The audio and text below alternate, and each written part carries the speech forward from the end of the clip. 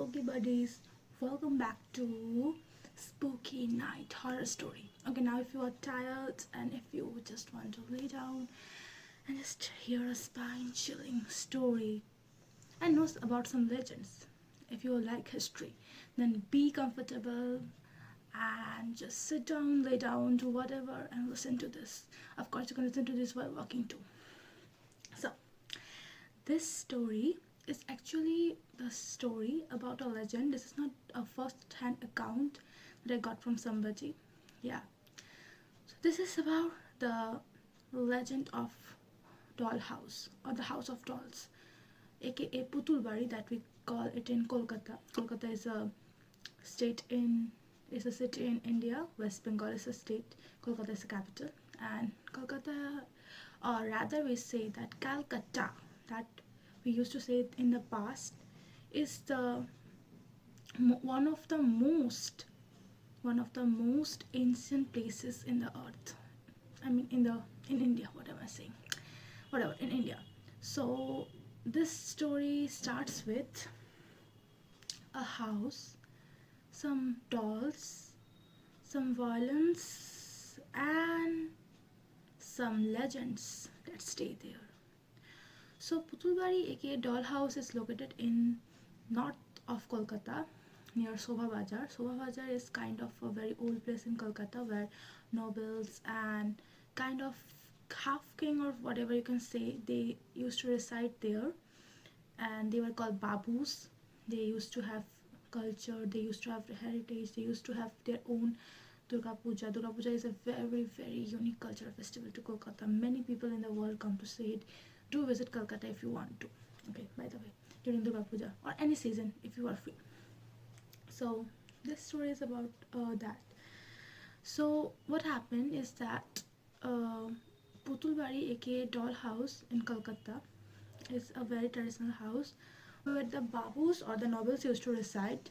And what happened is that they used to bring some young girls from various places, and they used to have a case rape. They raped them, or they used to have sexual violence. They used to beat them up, and after that they used to kill them to bury their crime under the seat of nothingness. And as you know that nobles or people who have the power are always strong, and who are like, like they can do anything they want. So yeah, so they used to do that, and the history remains there, and the silent screams, the torture that the girls faced were never voiced or anything until later when India was independent, and every archaeological sites, historical sites, or every archaeological houses were being restored.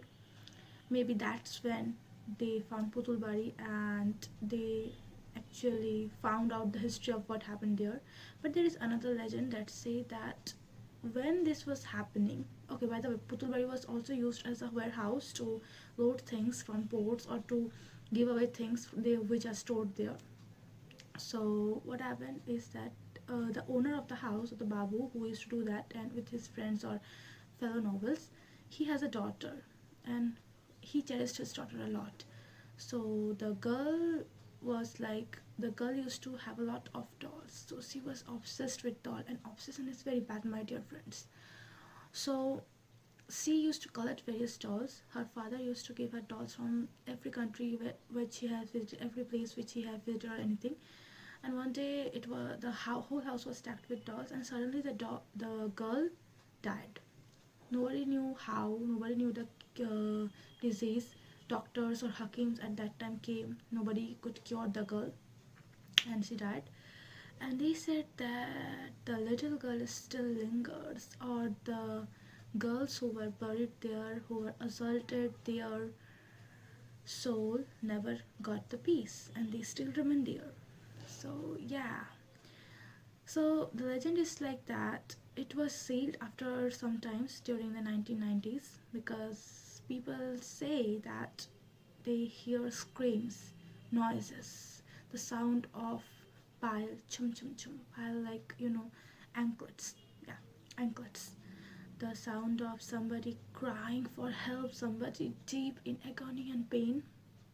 But whenever somebody tried to get closer, either the screams evaporated or vanished, or people saw something and they were never able to speak about that.